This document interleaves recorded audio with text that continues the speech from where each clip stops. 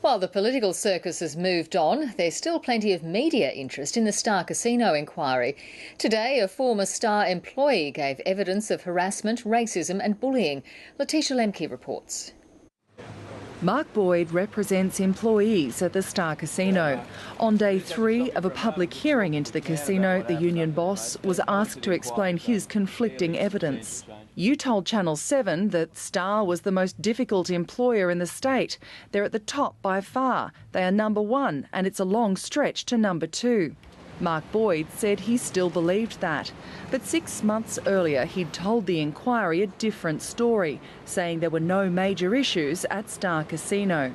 You say to Miss Furness there are no major issues. You say to Channel 7 they're at the top. How do you explain these discrepancies? Mr Boyd says things at Star Casino changed in the 6 months after he'd given evidence. He said more stories of bullying and harassment were coming to light, although he could only provide evidence of minor incidents. Those workers at the Star have a right to go to work every day and feel free of being harassed and bullied. Do you accept that they're pretty big discrepancies, though, with not really very substantial evidence backing it up? No, I don't accept that.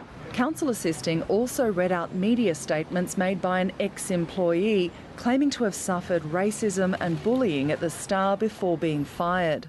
Someone said to you when you were a new recruit, here at Star City we don't worry much about political correctness too much, so I hope you two blokes don't mind if I refer to your mob as Lebs or Lebos. You see that?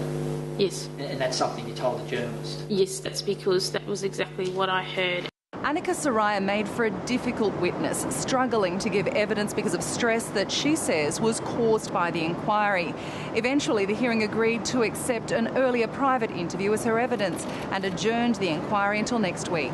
Letitia Lemke, ABC News, Sydney.